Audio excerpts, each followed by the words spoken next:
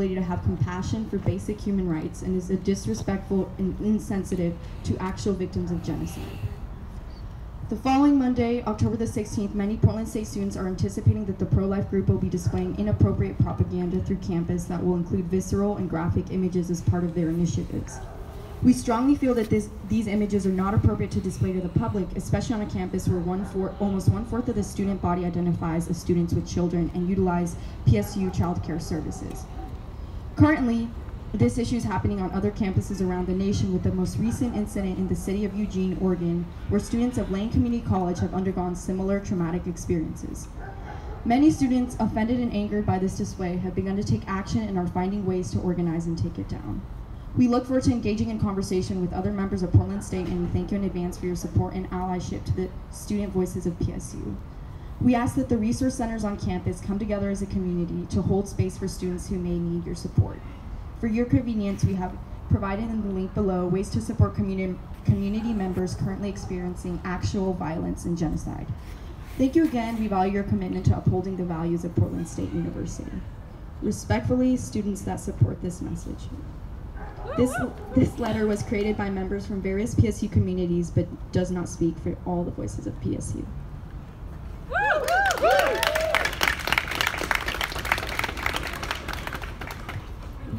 We then met with Amy Shattuck, and the conversation kind of didn't go the way we wanted it to, although we were not surprised. Basically, the answer was we can't take it down, there's nothing we can do about it.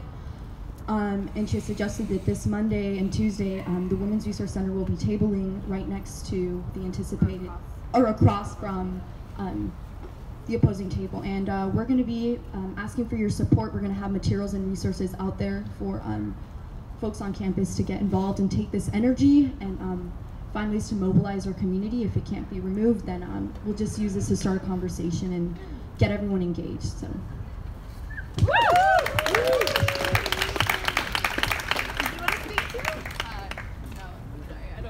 Gabby's brilliant. She had the idea to blast this to 75 different departments. Thank you. And this is exactly the kind of stuff we need to be doing. We, the ISO, and the Women's Resource Center, and the Queer Resource Center, and all of these groups on campus. And if you're not involved in an organization, get involved in an organization. This is a long-term battle, right? I was just reading that of patients seeking, of patients seeking to obtain abortions, 1/3 had to travel more than 25 miles away to reach a facility. Here in Oregon, 78% of counties lack a clinic that will provide abortions, and 30% of all Oregonian women live within these counties. So this is, this is a big fight. This is a long-term fight, and we need to be planning and organizing for the long term, because it's linked to a lot of other things, right? Why do they not want us to have our rights? Those are questions that we need to be asking, and we need to be figuring out how we, develop strategy and have debates in the movements and move forward together on the principle of solidarity, meaning it doesn't matter if you have a uterus or not. This is an issue that affects you. When those folks, when the people on high are trying to restrict self-determination and bodily sovereignty for us, they will try to do the same thing for you're next. That doesn't make a safe place for anyone. So this is a struggle for all of us, and we all need to support each other in that. And I urge you to please get involved and please get organized. And so I'll also urge you to listen to our next speaker. Yeah, Sarah. Hey everybody, thanks again for coming out. I'm Sarah. I'm with the International Socialist Organization here on campus. And I just want to say a couple things, because these kind of events, or our event is great, but their events piss me off. And for one, the people from the WRC spoke about just the fucking title, abortion is genocide. If they actually cared about, that's insulting, if they cared about genocide, let's talk about how many black people are killed by police in this country every year, and it's not even, it's not reported on. Let's talk about the ethnic cleansing of Palestine. That's genocide. There's lots of things that they could be angry about, and it's not women having control over their bodies and what they do with their lives. We also know that the same people who consider themselves pro-life support war. They probably support the death penalty. These people do not actually care about life. They just care about controlling women. But also, even more directly, not having access to abortion actually kills women by seeking out unsafe and unsanitary abortions. And who here knows what the people know about Roe v. Wade? Do people here know what And so, you know, she, like a lot of women who seek out abortions, she already had children, and she knew on her own, as a human being who knows what they have to do to survive, she knew that she couldn't have another kid. And so, because she was poor and the Hyde Amendment had passed, she couldn't get federal funding to have an abortion, so she had to go outside of the U.S. to get an abortion, and that abortion ended up being unsanitary, and so she died of sepsis, or however you say it, sepsis. Got it. So she left behind kids. She left behind a family because she died because she sought out an abortion, and it wasn't accessible and it wasn't safe. So that's how not having access to abortion literally kills women. And that's why they say they're pro-life, and it's fucking bullshit. And we have to stand for that we're the ones who actually care about living, breathing women. If they say that fetuses matter more than living, breathing women, and they're willing, because that's what we're talking about. Without access to abortion, women are literally gonna die. So they say it's bullshit if they say they're pro-life. There was something else I wanted to say. Oh. So because of that, because we actually care about the lives of living, breathing women, we support access to abortion, and we want that to not only be legal, but we want it to be affordable, accessible, safe.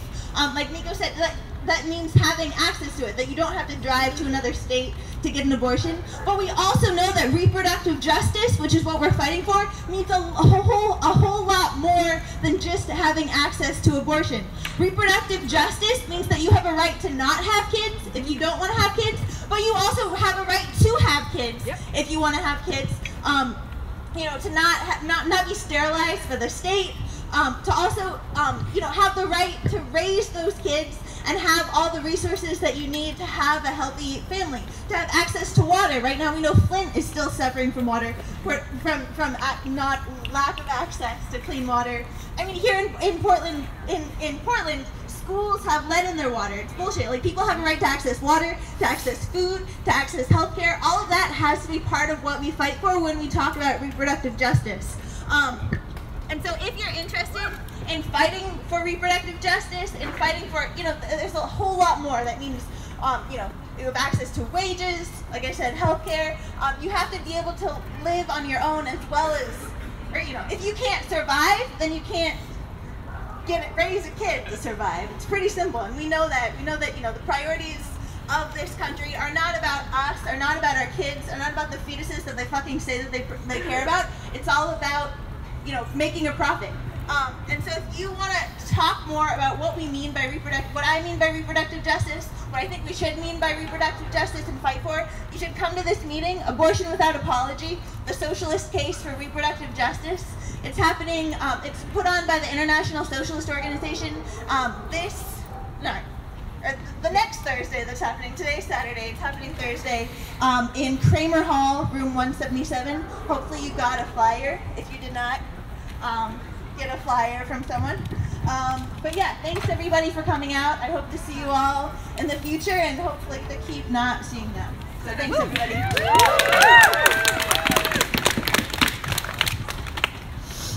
Oh no, I just wanted to say something. A lot of the people are anti-abortion, it's surprising, but they're also against raising funding for foster care, they're against contraceptives, they're against health care, for war, for the death penalty. It just doesn't make sense.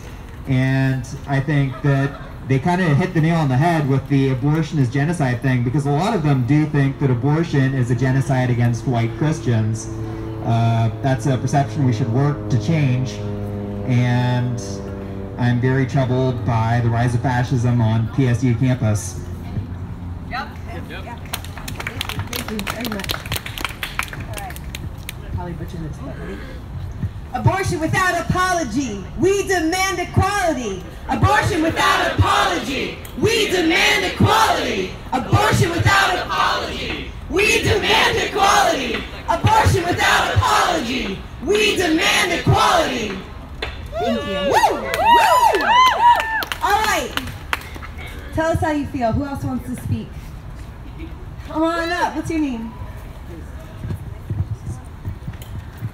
So I'm here. Hold up your mic. What's your phone? Can everyone hear me now? Yeah. There's a lot of us standing. This just got a lot. Okay. So I am pro-choice because not everyone with a uterus can in fact carry a baby. It shouldn't be a law. That has nothing to do with it. I have a uterus. I can't walk around 9 months pregnant. I will be murdered by a Trump supporter. That is the reality of it. It is not safe for people who are on hormones all of the time to go off of hormones. What if they don't want to? What if they don't want it? People just don't want to, and you should not have a law that is forcing them to do it.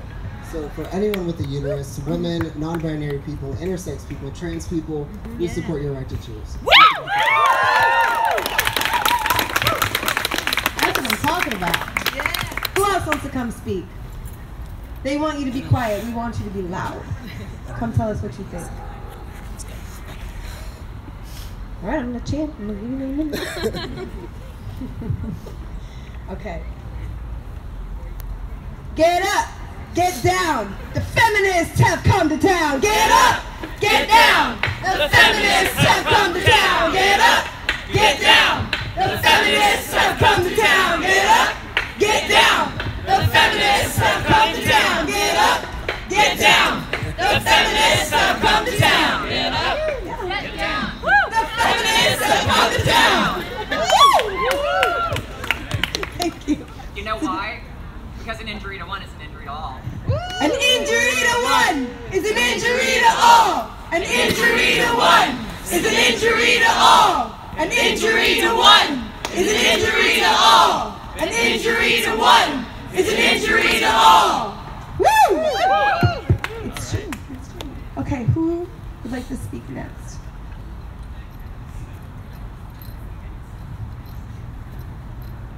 It can be something short and sweet. You can express your feelings on the matter. Sometimes, even if it's something that obviously we're all in good company here. Well, there's some exceptions, but we're mostly in good company. Even if it's something someone said, saying it yourself, really being able to sit there and say what you feel is so powerful. And like I said, especially women, we are told to sit back and shut up. We're told we don't have control. Not only are we told that through so many channels in the media, in our lives, in our workplaces, and then we have the material circumstances to back it up, right? So when you want to speak up for yourself, when you want to take care of yourself, you don't have the access to. There's laws like this that prevent us from doing that. So it's wonderful to be able to get up here and speak. And I do hope you'll take the opportunity if you'd like to speak. I already spoke. I just have a shorty. Okay, come on up, come on up. That I man the office for Wait. I man the Portland office of WILP, Women's International League for Peace. We do take men, but we're all about peace. And we talk a lot about the 12 never-ending wars, and that as of 2015, 55% of our budget went to war, and only 4% in any category of anything else goes to other stuff. 4% is high. So all these people talking about caring about lives, what about the lives of the men and women in service that are doing these never-ending wars? It's just bunk. So I just want to get that out there.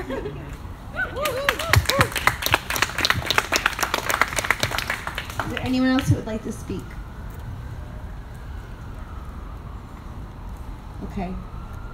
Really? I'm giving you more time. All right, let's end with a good one.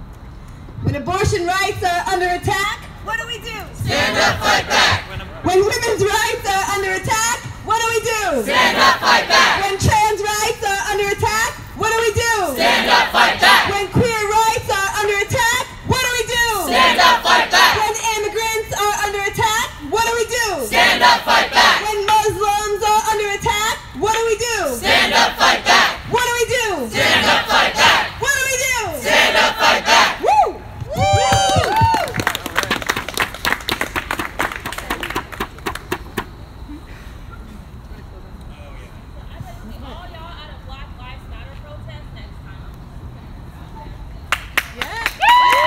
Absolutely.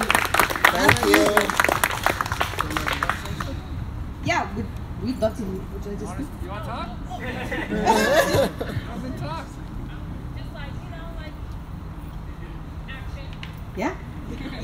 Absolutely. I think you bring up an excellent point. Like this, we might see this as one issue, and you might come here because this is an issue that impacts you, but these issues are all connected.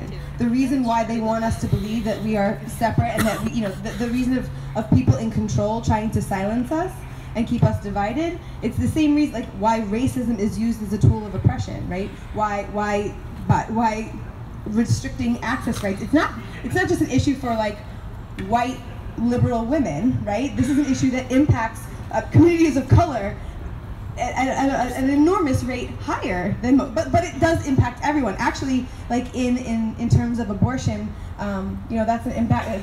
Access to abortion is something that impacts women, and there is no majority group that actually is restricted more than others. It's across the board. So we need to be able to link these issues together. We need to stand up for not just this issue, but understand that they are all linked. Racism, oppression, the actual acts of genocide around the world, imperialism are linked together, personally in my opinion, by the system of capitalism. And we need to be standing up for each other in solidarity. So don't just show up today. Show up at the next Black Lives Matter rally, right? Show up at the next rally that comes up. Show up at the next anti-Trump rally. But also come and get organized. Understand how these issues are linked together and how we can stand up in the basis of solidarity to support one another and fight alongside each other. So with that, thank you very much for coming out.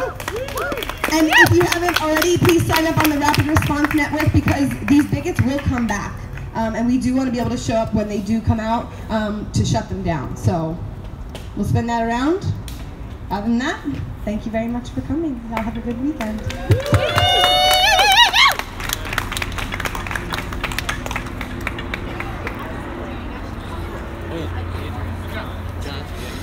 Alright, so that ends the event.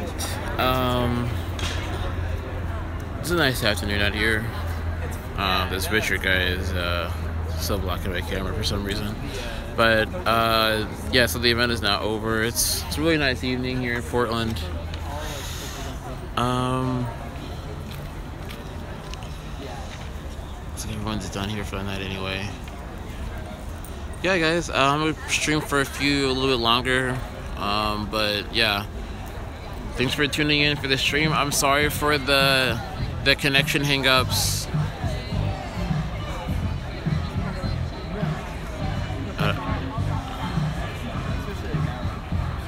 Why is J-Dog stuff being retracted? What the fuck? It's odd.